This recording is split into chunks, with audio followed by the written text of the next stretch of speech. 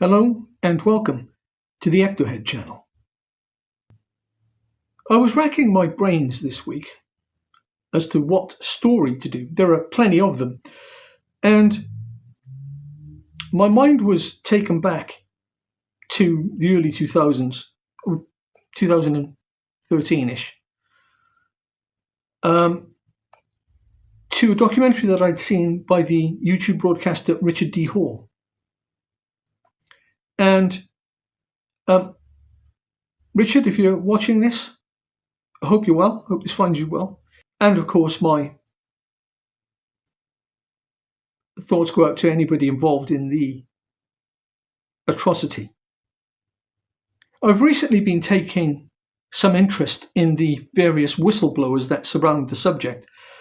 And if you look at it in totality, there are all kinds of individuals who are making all kinds of claims as to their involvement in the UFO abduction phenomena. And when I say abduction, there's the whole MILABS thing, the military abduction thing. And we have people saying they know something about it, they may have been involved, the various experiencers or abductees themselves saying that these ships, these spaceships, were inhabited by humans in military uniforms. A far cry from what we have become used to when it comes to the general accounts of abduction, which is by almost magical methods. These greys turn up to your room. There's no indication as to how they got in your home, let alone your bedroom. And they then rush up to the bed at lightning speed. And the next thing you know, you're being floated out of your bedroom, usually through a window or through a wall or through a ceiling, up a light into a ship. No humans. But in the case of Travis Walton, a human did show up, albeit with a fishbowl helmet on his head, which didn't bother him at the time, which might have struck you as odd, but he was in such a panic, he was like, Jesus Christ, another human, thank fuck for that. So, looking at all these accounts, something came back to me. And that was an article or a YouTube piece, a documentary, by Richard D. Hall on the human mutilation aspect of the cattle mutilation UFO section of ufology, for want of a better phrase. Now, historically, animal mutilations by UFOs and aliens is well known. There are a couple of cases of apparent human mutilation by these alien forces. One in Brazil, I believe, which received a lot of attention with pictures and what have you. You can find them on the internet. And it's frankly terrifying, but really downplayed in the field. Now, there are various proponents of this theory, which came to the forefront, which you'll see in the segment. I think you'll see at least in the segment I'm about to play. People like Bill Cooper says that a retrieved craft had body parts in it, human body parts. And there has been a very thin but consistent narrative of this kind of thing. It is disturbing, and as I say, quite terrifying. So let's give this a listen. Bear in mind, this was in 2013, and he had not spoken about the mutilations since 1997, 16 years earlier. I pulled up outside his house, and he was sitting on the step, and I had a brief... So just to provide a little context here, Richard D. Hall, the investigator in question, is following up on research done by a different investigator, Tony Dodd, many years earlier.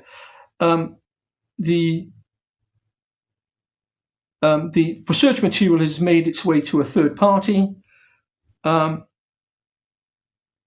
then followed up on it, and now Richard is, as I understand it at least, following up on the information that he got. And it is, in my opinion at least, quite compelling. This is real and unfiltered. And this is what Richard brings to this field. He is very no-nonsense, very straight down the line, and it's clear, regardless of the recent difficulties he's had, that his intent is just to expose a truth as he sees it. And he's quite dogged when he embarks on those journeys. And it's obvious to see here that it becomes quite a focus for him, and I think that's to be applauded.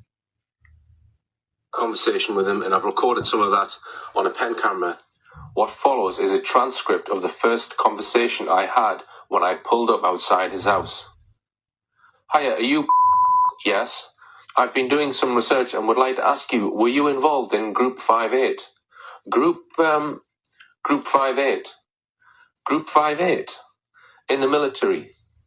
On the Brecon Beacons? He then shakes his head. No. There's a guy called... Is that you? Yes. What's going on? You were in the military between 1983 and about 1995. Were you in the army? Have you been in the army? No. What's all this about? It's a story that I've been researching, and I've been trying to find this guy. A colleague of mine helped me find you, so that's all I know. What regiment? It was a NATO regiment, connected with NATO. Now, at the point at which this chap says what regiment, for me, you've got the right chap. You're onto something. Straight away, he's using the correct kind of language. What regiment? Not what part of the army. Just straight away, what regiment? NATO? Yes, so it's Special Forces. Who gave you that? Who gave you that then? Who gave me that? A guy called Tony Dodd. He shouldn't have given you that. He shouldn't have given you that. Sorry? He should... And again, another confirmation. He shouldn't have given you that. That's an admission that he knew Tony Dodd. He'd spoken to Tony Dodd, and he wasn't happy about the fact that information had passed from Tony Dodd to eventually Richard Hall. Shouldn't have given you that. He shouldn't have given me it. Well, I did make contact with him. Tony Dodd has spoken to you, I think. He shouldn't have given you that information. Well, are you prepared to speak to me? No. No. You can't say anything then? No, just drive away. Drive away. Okay. What I've done is I've written him a note and I've come back today. So the note explained the reason why I'm contacting him, that I'm interested in these particular photographs, and he's actually spoken to me. So he said, look, we can't talk here. So I've got an inkling that, maybe he might speak to me. I don't know. But the guy is on 2 crutches and he also has a wheelchair. He's got MS. MS is one of the conditions you can get if you are exposed to high levels of radiation, which in the notes that I've got from Gough, this is what allegedly happened to him. He had exposure because he was 5 feet from a UFO, and he ended up in hospital for 2 weeks with another guy. So the condition that he's in now, he had 2 crutches, is quite possibly down to the work that he was doing in his Find and Secure unit to cover up UFO cases, and in particular mutilated human beings. I also said that I was aware of the photographs that have been Tony Dodd, I believe, is the chap to on Tony the Dodd. 11 photographs, I said, of 2 mutilated corpses up on Brecon. He didn't flinch. He knew exactly what I was talking about. And when I mentioned UFOs, he didn't flinch. He knew what I was talking about. But he said to me, look, you can't keep coming to the house. He said to us, right, if you drive down there in this particular car park, he says, wait for me there. I'll be 20 minutes. So I waited. He showed up, and then he said, right, follow me in the car. He drove about a mile to a place which is safe, that no one can hear us speaking. We got out the car. He then checked to make sure that I didn't have any recording devices on me, and I turned my pockets inside out and showed him that my camera was in the car.